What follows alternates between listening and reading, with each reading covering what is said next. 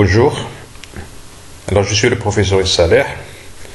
Alors aujourd'hui on va essayer de corriger les deux derniers exercices, l'exercice numéro 3 et l'exercice numéro 4. Donc je vais passer directement à l'exercice numéro 3.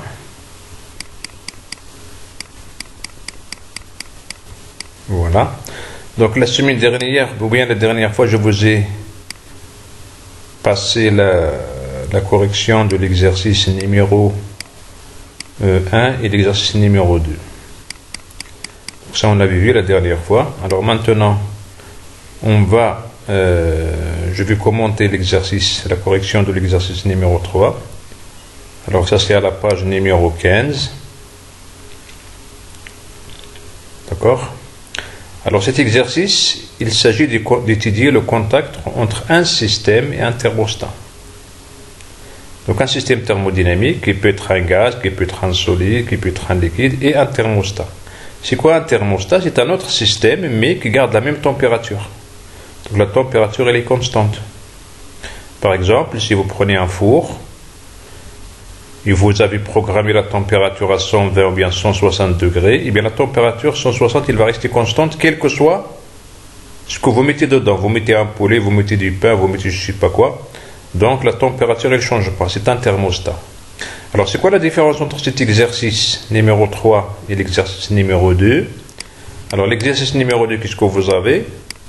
Vous avez le contact entre deux solides. Le solide 1 il était porté à la température T1 et le solide 2 il est porté à la température T2. Mais à cause de l'échange de chaleur entre les deux, la température ici elle va passer de T1 jusqu'à TF.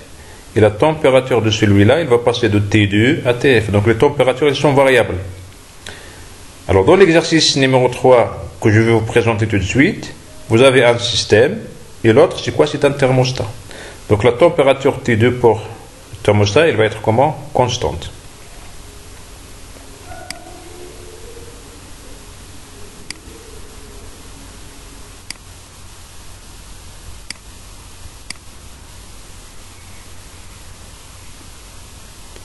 D'accord? Donc, je veux étudier le contact entre un système et un thermostat. Alors, qu'est-ce qu'il dit l'exercice? On considère un solide indéformable de masse M égale à 100 grammes et de capacité thermique massique. Alors, attention, ici c'est massique. Donc dans l'expression de la quantité de chaleur, delta Q, ça va être égal à quoi? Ça va être égal à la masse fois le petit c fois le delta T. Petit c c'est quoi? C'est la capacité thermique massique. Voilà, donc il est exprimé au joule par Kelvin et par kilogramme. La valeur c'est 460. Alors ce système-là indéformable, il est en équilibre à la température TI. Donc ça c'est la température initiale TI de ce premier système, de ce solide. C'est la température initiale qui est égale à 350 Kelvin. Ce solide, il est placé dans un thermostat de température T2, T0 égale à combien? 280 Kelvin. Donc le solide numéro 1, il a une température initiale TI égale à 350 Kelvin. Et le solide numéro 2, qui est un thermostat, ou bien le système numéro 2 qui est un thermostat, il est porté à quoi? À la température T0 égale à combien? 280. Alors qu'est-ce qui va se passer si je place le solide numéro 1 qui est porté à la température initiale TI égale à 350 dans le thermostat? Qu'est-ce qui va se passer? Il va y avoir l'échange de chaleur entre les deux. D'accord? Mais à l'équilibre, à la fin, qu'est-ce qui va se passer? Le solide, il va être porté à quoi? Il va être porté à la température du thermostat. Donc il était chaud, il va être refroidi. Donc pour atteindre, parce que 280 il est plus faible devant 350. Donc au départ vous avez un solide qui est chaud, que vous allez placer dans un endroit, dans un thermostat qui est très froid. C'est comme si vous prenez c'est comme si vous utilisez le réfrigérateur qui est très froid et vous allez placer dans le réfrigérateur, vous allez placer un corps qui est chaud. Donc c'est quoi la température finale? Ça va être la température des thermostats. Vous pensez au réfrigérateur, par exemple la température du réfrigérateur il est fixé à 6 degrés C. Alors vous allez amener quelque chose de l'extérieur qui est porté à 25 degrés C. Donc 25 degrés C il est supérieur à 6 degrés C. Donc lorsque vous introduisez le corps ou bien le système qui est à 25 degrés C dans le réfrigérateur qui est un thermostat qui est porté à la température de 6 degrés C, qu'est-ce qui va se passer après quelques temps? Eh bien le solide, sa température elle va passer de combien? De 25 degrés C jusqu'à la température du thermostat donc qui est 6 degrés C. Donc qu'est-ce qui va se passer ici? Le thermostat c'est T0 égale à 280 qui est fixe, qui ne va pas changer. Et le solide, sa température initiale c'est 350 Kelvin. Donc lorsque vous introduisez le solide dans le thermostat, la température du solide elle va diminuer jusqu'à atteindre la température finale qui est la température du thermostat qui sera donc 280 Kelvin. Il y a 4 questions A, B, C, D. La question petit a, quelle est la température finale TF des solides lorsqu'il atteint son nouvel état d'équilibre? Donc je viens de répondre à la question. La température finale, ça va être égal à quoi? Ça va être égal à la température du thermostat. Donc ça va être égal à combien? À 280 Kelvin. Alors on va voir la correction. Dans l'état final, le solide est en équilibre avec un thermostat de température constante qui est donc TF est égal à T0 est égal à 280 Kelvin. La question petit b, calculer la variation de l'énergie interne delta U des solides lorsqu'il atteint son nouvel état d'équilibre. Le solide, initialement, il est porté à la température TI égale à 350 degrés Kelvin. Sa température finale, nous avons dit, c'est la température thermostat qui est 280 Kelvin. Donc, qu'est-ce qu'il faut faire? Il faut écrire que delta U, c'est égal normalement à quoi? C'est égal à CV delta T, non? Et comme vous avez un solide, vous avez CV, CCP, CC. Les solides sont incompressibles. Et donc, ici, qu'est-ce qu'on va écrire ici? On va écrire delta U est égal à C delta T. Mais ce n'est pas C, c'est M fois C. Parce que vous avez une capacité massique. Donc, ici, on va écrire c'est M fois C fois delta T. Vous connaissez delta T, T final moins T initial. Vous connaissez C, vous connaissez M. Donc, vous allez calculer ça. On va regarder la correction. Petit b, donc c'est M fois petit c fois delta T. Alors ici, on a multiplié par M parce que le petit c qu'on nous a donné, c'est la capacité massique. Si on avait donné ça, le gros C ici, c'est la capacité calorifique. Donc vous connaissez les M, vous remplacez par sa valeur, il faut l'exprimer en kilogrammes. Donc la valeur de petit m, c'était combien? 100 grammes. Donc 100 grammes, ça va faire 110 moins 3. C, la valeur de C, il est exprimé en joules par Kelvin par kilogramme. Donc là, il n'y a pas de problème. Toutes les unités, l'unité du C est exprimée dans le système des unités internationales. Et delta T, bien évidemment, il faut exprimer quoi? C'est T final, qui était 0, moins T initial. C'est quoi T final? Nous avons dit 280 Kelvin. C'est quoi T initial? C'est 350. Donc il va y avoir quelque chose qui est négatif. Il va y avoir moins 3,22. Le résultat, vous allez l'avoir en joules, que vous allez exprimer ensuite en kilojoules. Donc vous allez avoir moins 3,22 kilojoules. Si vous avez fait les calculs directement, avec toutes les grandeurs exprimées dans le système des unités internationales, vous allez avoir combien? Moins 3220 joules. Moins 3220 joules. Et donc, pour l'exprimer en kilojoules, il faut multiplier par 10 moins 3. Ça va vous donner moins 3,22 kilojoules. Donc, la variation de l'énergie interne est négative. Donc, il y a une diminution de l'énergie interne. C'est quoi delta U? C'est U final moins U initial. U final moins U initial, il est négatif. Ça veut dire que U final, il est inférieur à U initial. Ça veut dire qu'il y a une diminution de l'énergie interne des solides lorsqu'il est passé de la température initiale, de l'état initial à l'état final. Ce qui est normal, donc, parce qu'il se refroidit. D'accord? Alors, maintenant, je vais passer à la question petit c. Calculer la variation delta S de son entropie, ça veut dire de l'entropie des solides. Donc, vous avez un solide, c'est quoi delta S? C'est l'intégrale de d de S, c'est quoi d de S? C'est delta Q sur T. C'est quoi delta Q? C'est M, C, dt sur T. En intégrant entre T initial qui est 350 Kelvin jusqu'à T final qui est 280 Kelvin, donc on peut faire le calcul. On va donc avoir c'est M fois C l'intégrale, T final c'est T0, T initial c'est T, donc vous allez avoir quelque chose qui est négatif puisque T0 est inférieur à ça. Donc ici vous avez T0 sur T, il est inférieur à 1, le log est négatif. Vous allez avoir quelque chose qui s'exprime en quoi? En joules par Kelvin. Parce que le delta S, normalement, c'est delta Q sur T. Delta Q, c'est en joules et T, c'est en Kelvin. Donc, il s'exprime en joules par Kelvin. Très bien. Donc, jusque-là, c'est bon, il n'y a pas de problème. Maintenant, donc ça, c'est l'entropie totale, c'est delta S total. D'accord? Calculer l'entropie échangée et l'entropie créée. L'entropie créée. Alors, pour faire cela, il faut revenir ici. Donc, il faut utiliser cette relation. Copier.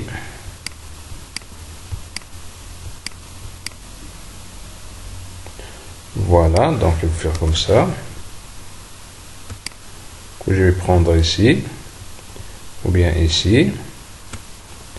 Donc, on sait que d de S, c'est delta S échangé avec l'extérieur, plus delta PR produit. Et c'est quoi le système ici? C'est le solide. Donc, par intégration, on va voir delta S, c'est-à-dire ça. Delta S échangé plus delta S produit. C'est quoi delta S échangé? Le delta S échangé, c'est quoi? C'était l'intégrale de delta Q sur TE. Donc, vous vous rappelez de ça. Donc, je reviens. Voilà, attendez.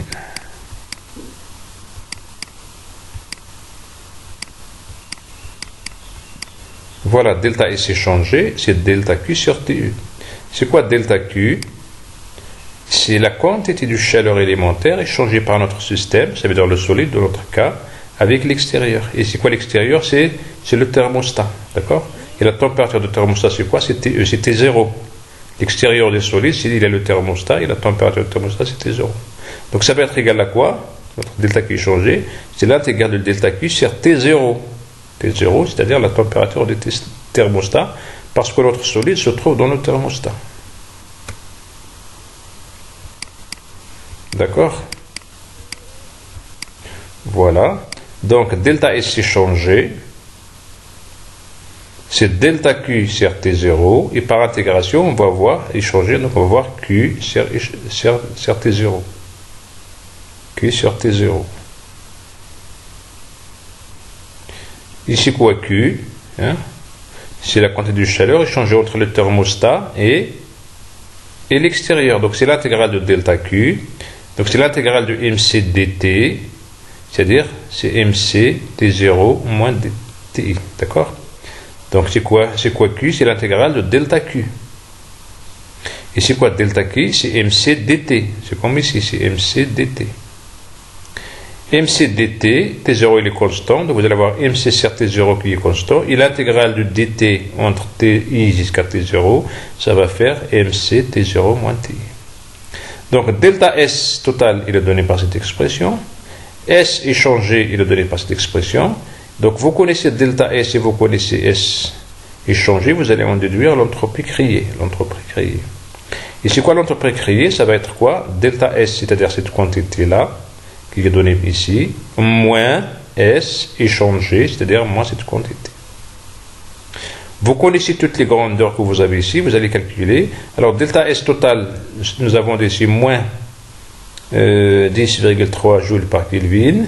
S échangé, il faut calculer ça. Et si vous faites les calculs, vous allez trouver une valeur de positive plus 1,2 joules par Kelvin. Donc c'est quelque chose qui est strictement positif. C'est quelque chose qui est strictement positif. On vous dit de commenter. Alors l'autre jour je vous ai dit, donc si vous vous rappelez, cette entropie qui est créée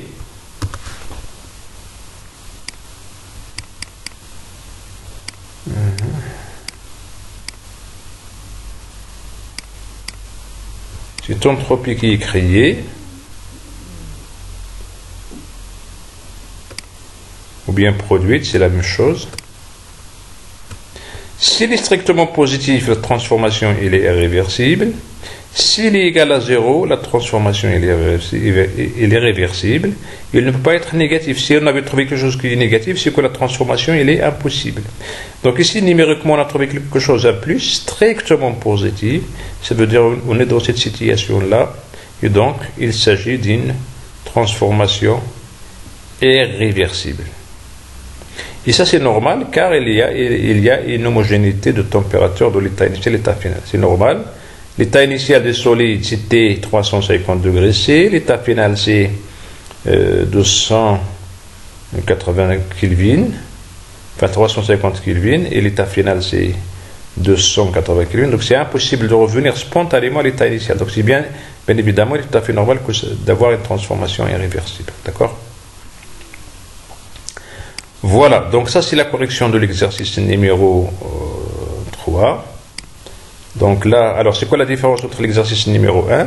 Dans l'exercice numéro 1, il y avait échange, dans l'exercice numéro plutôt 2, il y avait échange entre deux solides. Par contre, il n'y avait pas ce terme-là. Dans l'exercice numéro 2. Dans l'exercice numéro 3 que vous avez ici, vous avez ce terme qui est différent de 0 et vous avez son expression. Et nous avons calculé les calculs pour trouver le delta S produit, c'est-à-dire le delta S créé. C, ça veut dire créé. Nous avons trouvé quelque chose qui est strictement positif, donc il s'agit d'une transformation irréversible. Très bien. Alors, on va passer à l'exercice numéro 4 qui se trouve au niveau de la page 18. Alors là, qu'est-ce que nous avons ? Contact entre trois systèmes et un thermostat. Alors ici, nous avons trois systèmes thermodynamiques et un thermostat. Alors, c'est quoi ces systèmes thermodynamiques ? Vous avez d'abord à l'extérieur, vous avez un solide. C'est un bloc de cuivre qui a une masse M2 égale 250 grammes, qui a une capacité calorifique massique, puisque vous avez ici en kilogrammes, 390 joules par kilogramme par Kelvin, et qui est porté à la température initiale ici, c'est combien ? C'est 80 degrés C. Donc ça, c'est l'état initial du solide numéro 1. Ensuite, vous avez ici un liquide qui a un système thermodynamique numéro 1. On va appeler ça numéro 1. Ça, c'est le système thermodynamique numéro 2, C2, M2, T2. Ça, c'est le système thermodynamique numéro 1, M1, C1, T1. Donc ça, c'est un liquide. Le système 1, c'est un solide. Le système 2, c'est un liquide. La masse, c'est 200 grammes. La capacité calorifique massique, vous le voyez ici, c'est par kilogramme, donc massique. Et la température initiale de ce liquide-là, c'est combien ? C'est 20 degrés C. Donc ici, c'est 20 degrés C, alors que le solide, c'est 80 degrés C. Le troisième système, c'est quoi ?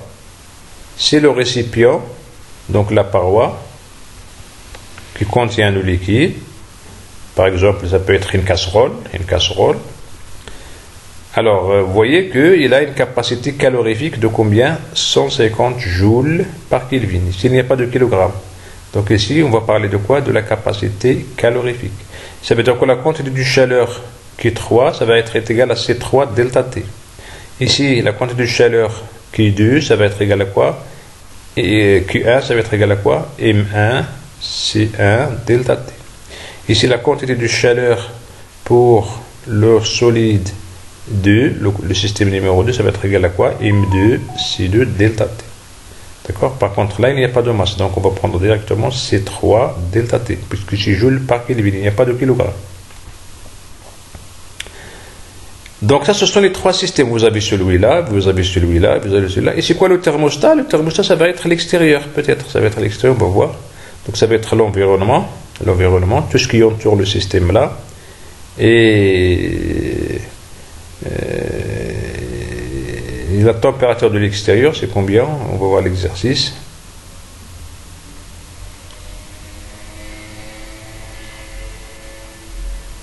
Bon. Donc tout ça, c'est ce qu'on appelle un calorimètre. Un calorimètre, c'est une vase calorifugée qui contient M1 égale à 200.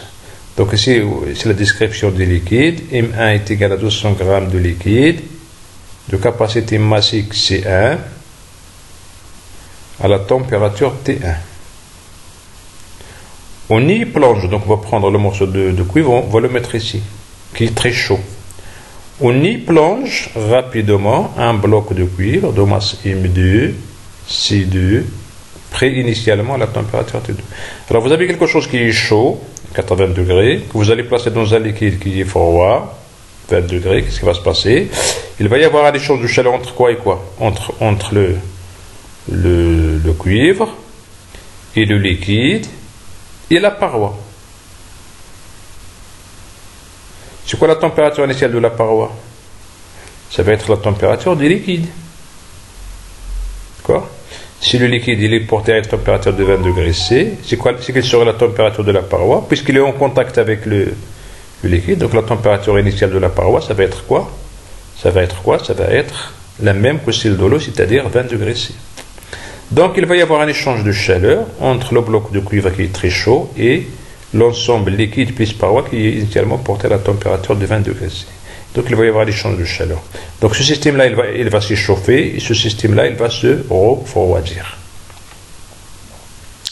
La capacité thermique des récipients, le récipient, bien la paroi, c'est C3 égale à 150 joules par kilo, c'est ce que vous avez ici. Et soigneusement renfermé. Donc ça, il est bien renfermé. Donc on va mettre ça ici, on va bien fermer ici.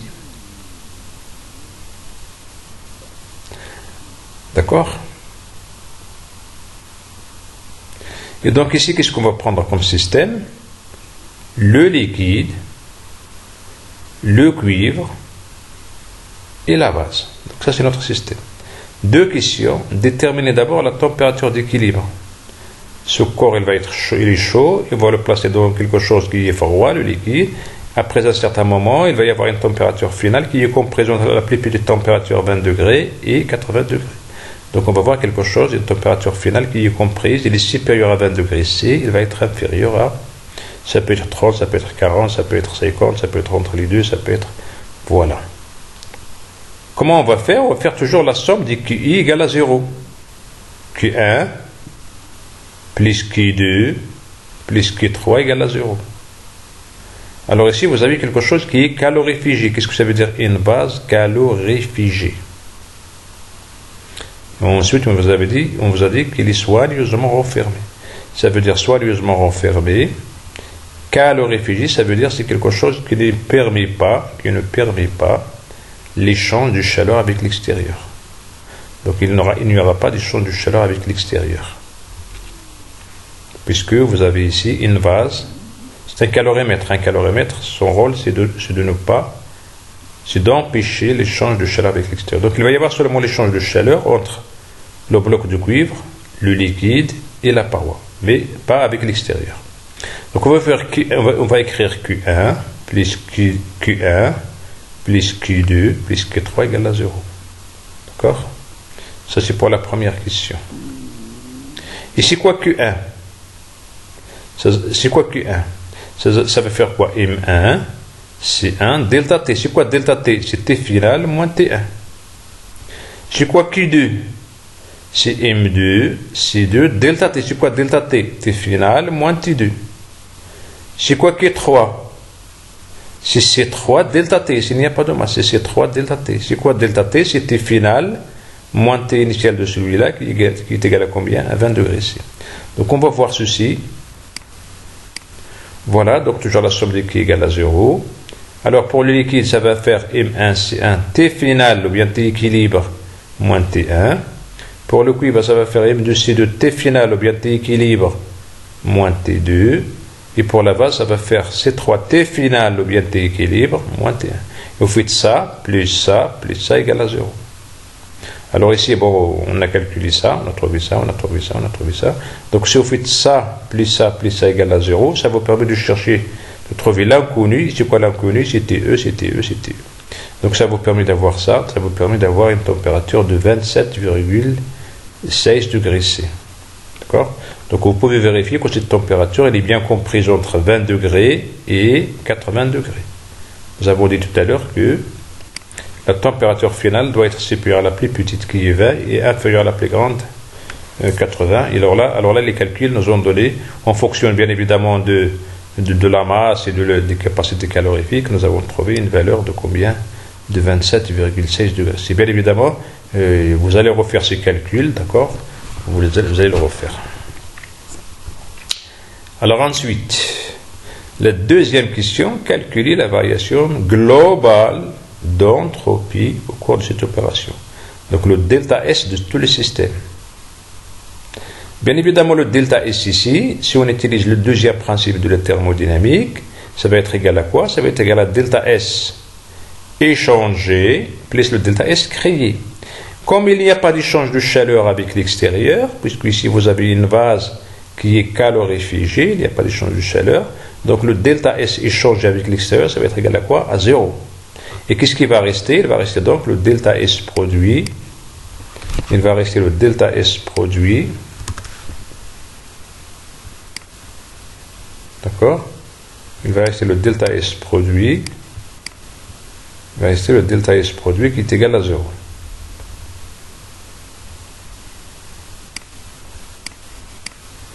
Donc ici, il va rester le delta S produit égal à 0.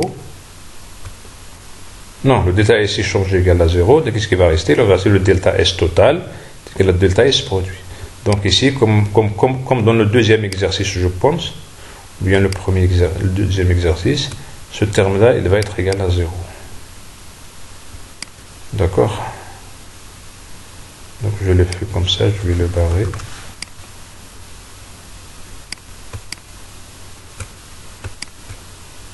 Voilà, très bien.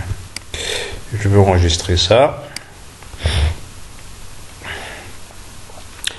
Et donc, je vais calculer ça. Donc, voilà, calculer la variation globale de l'entropie. Le système, c'est les trois choses, le liquide, le cuivre, la vase. Alors, le delta S, c'est toujours delta qui est réversible sur T. Alors, pour les solides et les liquides, nous savons que delta Q, c'est MC delta T ou bien CC delta T. Ça dépend de ce qu'on vous a donné comme C. Alors, pour les gaz, c'est quoi? Pour les gaz, bon, ici, il n'y a pas de gaz. Ici, il n'y a pas de gaz. Ici, vous avez seulement le solide et le liquide et le solide. Donc, ici, il n'y a pas de gaz. Donc, la relation qu'on va utiliser pour les trois, c'est quoi? C'est MC delta T ou bien C delta T. Donc, ça va être égal à combien? Alors, pour le liquide, pour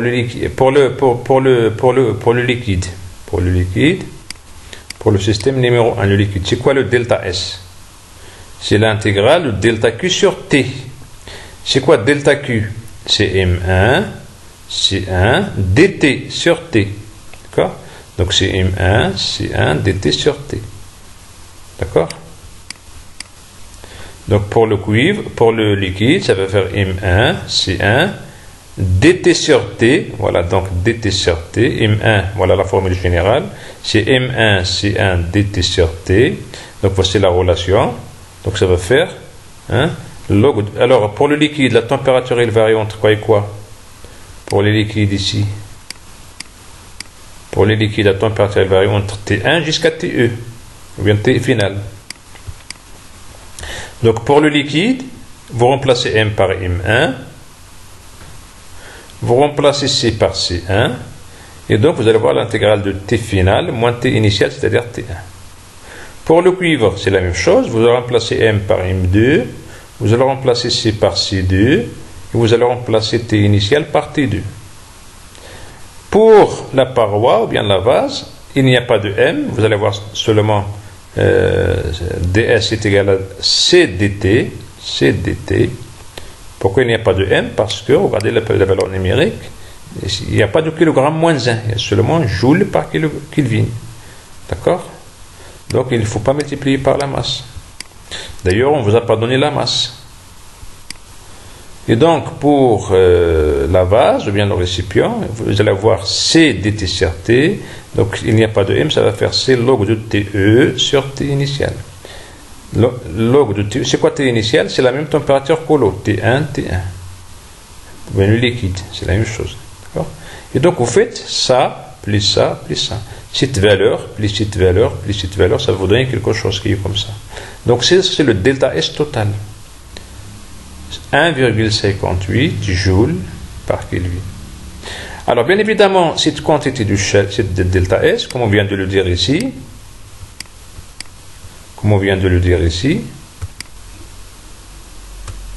d'accord, c'est égal à quoi?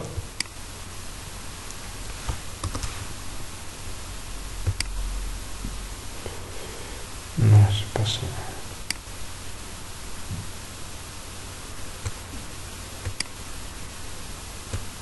Voilà.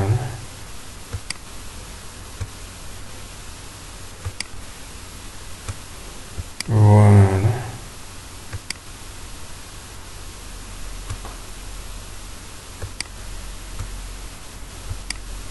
Bien, pourquoi? Parce que, donc ça pourquoi? Parce que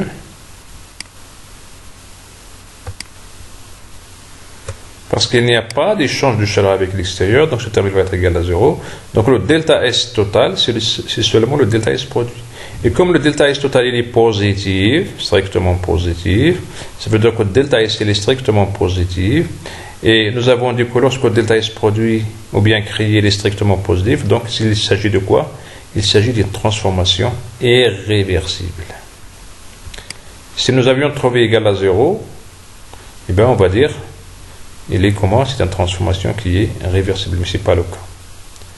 D'accord? Est-ce que c'est d'accord? Bien. Alors maintenant, on va passer à la dernière. Alors, ça c'est la question 1, la question 2. Apparemment, il y a une troisième question. On va voir. Donc, deuxième question. Il y a une troisième question. Qu'est-ce qu'il dit la troisième question? On retire le couvercle et on laisse l'ensemble se refroidir lentement jusqu'à la température ambiante. Vous avez compris? Alors, au départ, qu'est-ce que vous avez ici? Vous avez ici, on a bien fermé. Parce qu'ici, on a dit, hein, le récipient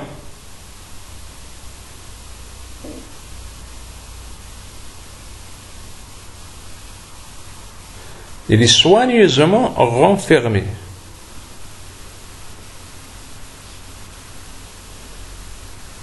Le récipient, il est soigneusement renfermé. Donc le récipient, il est bien fermé ici. Donc on imagine ici qu'il y a un couvercle. C'est comme si vous avez une cocotte minute et vous avez bien fermé, vous avez bien serré le couvercle. Donc au départ, il était bien fermé. Et on a mis le morceau de cuivre dedans et on a bien fermé. Donc il n'y a pas d'échange de chaleur avec l'extérieur. C'est ce que nous avons fait dans la question 1 et la question 2. Maintenant, dans la question numéro 3, qu'est-ce que nous avons fait? Nous avons mis ça ici, mais nous avons enlevé le couvercle. Donc qu'est-ce qui va se passer? Il va y avoir l'échange de chaleur entre quoi et quoi? Entre le cuivre qui est porté initialement à 80 degrés et entre l'eau ou bien le liquide et le récipient qui est pris initialement à la température de quoi? De 20 degrés et avec l'extérieur. Tout l'extérieur. Parce qu'il va y avoir l'échange de chaleur avec l'extérieur. Et l'extérieur, c'est quoi l'extérieur? C'est un thermostat. C'est l'environnement, c'est l'atmosphère. Donc on va dire que la température de l'atmosphère, on va voir l'exercice combien nous a donné, ça peut être 20 degrés, ça peut être 15 degrés, ça peut être 25 degrés, ça peut être... Ça dépend de la saison. S'il fait froid, ça va être 15 degrés. S'il fait chaud, ça va être 35 degrés. S'il fait très beau, ça va être 25 degrés. D'accord? Voilà. Donc, la question suivante, il n'y a plus de couvercle ici, donc il va y avoir l'échange de chaleur avec quoi? Avec l'extérieur. Et l'extérieur, c'est quoi? C'est le thermostat. Donc on arrive à comprendre ce que vous avez dans le titre. Il s'agit donc de contact entre trois systèmes, le système 1, le système 2, le système 3 et quoi? Et un thermostat. C'est quoi le thermostat? C'est l'extérieur. C'est tout l'extérieur. D'accord? Voilà, donc on va revenir à la question. Donc on retire le couvercle et on laisse l'ensemble se refroidir lentement jusqu'à la température ambiante. La température ambiante, c'est la température de l'extérieur. C'est la température de l'extérieur. Et voilà, c'est la température de l'extérieur. Voilà, c'est la température du thermostat. Et c'est normal que ce soit la température du thermostat. Pourquoi? Parce qu'initialement, le morceau de cuivre, il était à l'extérieur. Initialement, ici, c'est ouvert. Donc, quelle sera la température de celui-là et l'extérieur? Ça va être 20 degrés C. C'est la même température. Parce qu'il était ouvert au départ. Donc, tout le thermostat ici, l'environnement, l'atmosphère, sa température, ça doit être la température de ce que vous avez ici, de ce que vous avez ici. Parce que ici, vous voyez que le liquide, il est en contact avec l'atmosphère. Il n'était pas fermé au départ. Donc, la température initiale pour le liquide, c'est 20 degrés. La température initiale pour le récipient, c'est 20 degrés. Et la température de quoi? Du thermostat, de l'atmosphère, de l'environnement qui entoure le système, c'est quoi? C'est 20 degrés. Seule la température du bloc de cuivre qui est supérieure. Donc on va le mettre ici. Donc si on plonge celui-là ici, qu'est-ce qui va se passer? Comme c'est ouvert, il va y avoir un échange de chaleur, jusqu'à quand? Jusqu'à un certain moment où la température de l'ensemble sera égale à la température du thermostat. Ça veut dire la température finale va être égale à combien? La température du thermostat qui est combien? Qui est 20 degrés C. D'accord? Donc on va voir. Alors, l'extérieur à 20 degrés C est un thermostat. La température finale sera donc 20 degrés C. C'est la température du liquide avant d'y plonger le cuivre. Voilà. Première question, il y a 3 questions, petit à petit. Première question, quelle serait la variation d'entropie de l'ensemble? De l'ensemble. La vase, le liquide, le cuivre. Pour la vase et le liquide, leur température elle est placée de quoi à quoi? C'est 20 degrés, il va être à 20 degrés. Au départ, c'est 20 degrés C, et à l'état final, ça va être aussi la même chose, 20 degrés C. Pour celui-là, le cuivre, sa température initiale, c'est combien?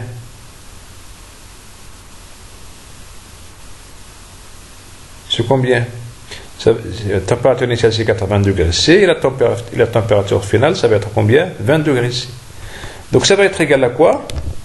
Donc c'est normalement D2S, c'est delta Q sur T, ça veut dire c'est MCT, c'est MCDT sur T. Donc ça va faire, pour le système 1, ça va faire M1 C1 log de T1 sur TE. Pour le solide nœud, pour le système 2, M2 C2 log de T1 sur TE. Et pour l'autre, pour le troisième, ça va faire quoi? Log de C3 log de T1 sur TE.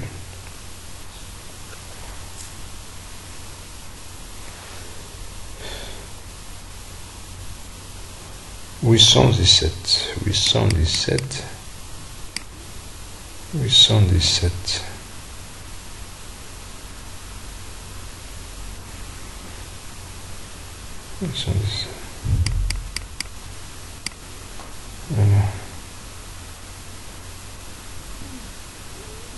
Donc vous faites la somme de ça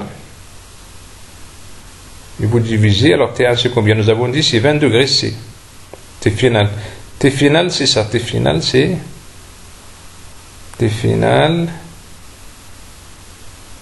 ça va être quoi? Ça va être 20 degrés C. Donc 20 plus 273 ça va faire 20 plus 273, ça va faire combien? 20 plus 200, ça va faire 293.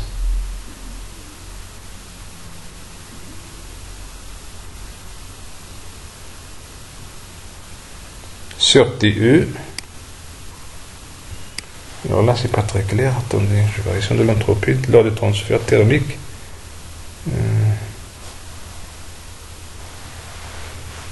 Calculer la variation d'entropie de l'ensemble vase plus liquide plus cuivre.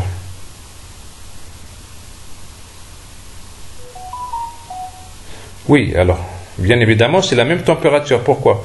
Parce que là, on retire le couvercle. C'est-à-dire que, c'est quoi l'état initial ici? C'est quoi l'état initial?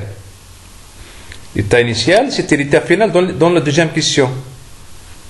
Dans la deuxième question, qu'est-ce que nous avons ici? À l'état final, qu'est-ce que nous avons ici? Nous avons dans le récipient, nous avons le cuivre, et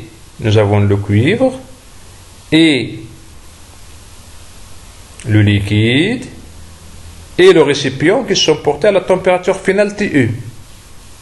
qui sont portés à la température finale TE, qui est égale à 27,16 degrés C. D'accord? Qui est égale à 27,16 degrés C.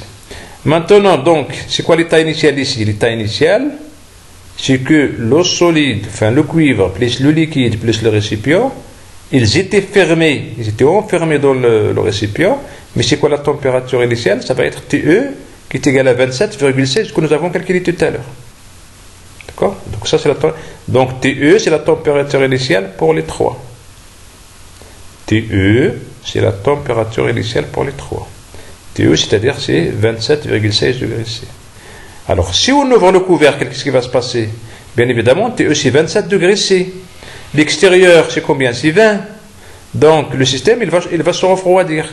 La température va passer de TE jusqu'à T1 pour les trois. Pour les trois, la température va passer de TE à T1. Donc on va voir cette expression-là. Et donc on va voir quelque chose qui est négatif. La variation d'entropie lors des transferts thermiques contre le système. La variation d'entropie lors des transferts thermiques du système vers l'extérieur. Question petit b, quelle est la variation d'entropie de l'atmosphère, le milieu extérieur? Il suffit de faire delta S est égal à moins delta QP sur T1. Ou bien, si vous voulez, delta S est égal à moins delta S échangé. Peut-être égal à moins qui est reçu sur TH. Moins qui est reçu sur TH. Et donc, si vous remplacez delta qui est reçu, c'est quoi? Ça va être la somme des MI CI sur T1. Vous avez trouvé cette valeur-là. Et c'est quoi la différence? Quelle est la création d'entropie? Donc, vous avez toujours la formule delta S total est égal à delta S échangé plus delta S créé. Alors, delta S total, c'est ce que nous avons calculé ici. Donc, c'est quoi S créé? C'est delta S moins delta S échangé. Delta S, c'est 19.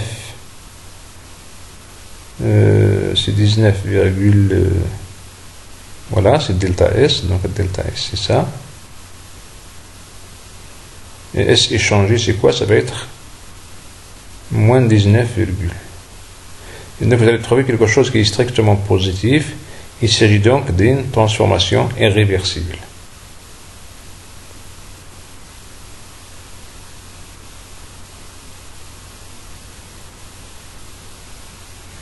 D'accord? Donc ici, S échangé, S créé, c'est égal à delta S. C'est quoi delta S? Si vous voyez delta S, c'est le delta S total. C'est égal à moins 19,73. Moins SE. SE, normalement, moins SE, c'est ça. C'est quoi SE? C'est delta S.